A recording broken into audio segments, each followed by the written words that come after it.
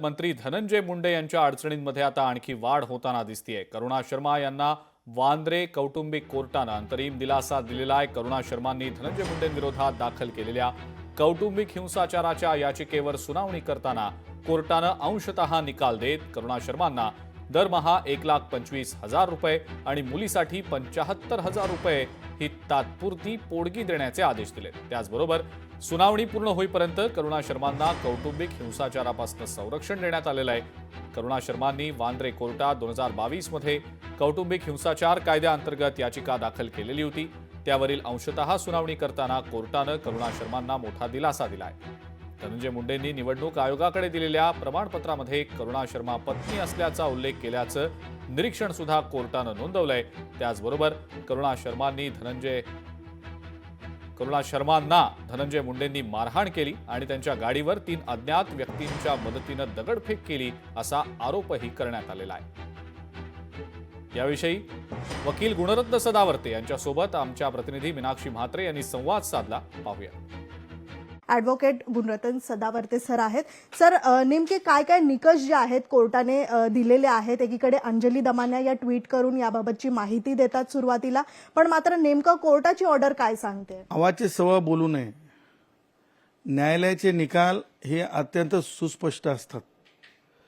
कुणाला कोणासोबत कारण लावून मीठ मिरची लावून सांगण्याची सवय असते, परंतु ते कायद्यासमोर आणि न्यायालयाच्या निकालासमोर टिकत नसते। फेक गोष्टी चालत नसतात। न्यायालयाच्या निकालाला स्पष्टच बोललं पाहिजे। ह्या निकालाचा ऑपरेटिव्ह पार्ट जी ऑर्डर आहे ती 5 पॅरेग्राफमध्ये आहे। ती सन्माननीय न्यायाधीश AB जाधव साहेबांनी दिलेली आहे।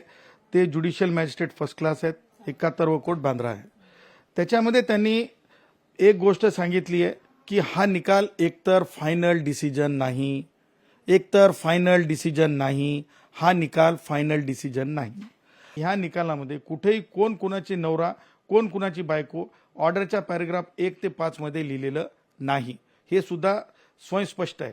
त्याचबरोबर ह्या निकालामध्ये अत्याचार केला आहे असं 1 नंबर म्हणजे ऑर्डरच्या ऑपरेटिव्ह पार्ट म्हणतात 1 नंबर ते 5 नंबरचा पॅरेग्राफ आहे, त्याच्यामध्ये कुठेही ऑपरेटिव्ह पार्ट ऑफ ऑर्डरमध्ये म्हटलेलं नाही। त्यामुळे अंजली दमानियांनी जे ट्विट केलंय त्यांचं ट्विट हे म्हणजे क्लास डिस्क्रिमिनेशनचं त्यांच्या डोक्यात आहे का असा माझ्या डोक्यात प्रश्न निर्माण होतो। एवढं क्रिटिसाइज करण्यापलीकडं हे क्रिटिसिझम नाही का? हे खोट्या खोट्या गोष्टी आणि एखाद्याच्या कुटुंबामध्ये जाऊन आपण हे करणं हे कितपत योग्य आहे? एखाद्या मंत्री आहेत त्यांचे कुटुंब आहे, त्यांचेही मुलं आहेत।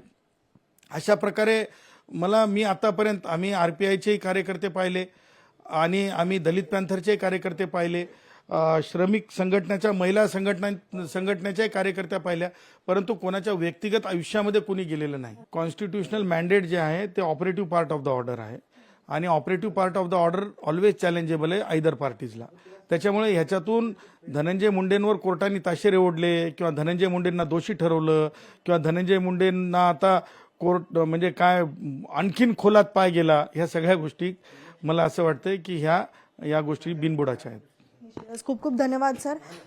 व्हिडिओ जर्नलिस्ट निकेश मोरेसह मीनाक्षी म्हात्रे, लोकशाही मराठी, मुंबई। लोकशाही मराठी ऐका, पहा, जागरूक रहा।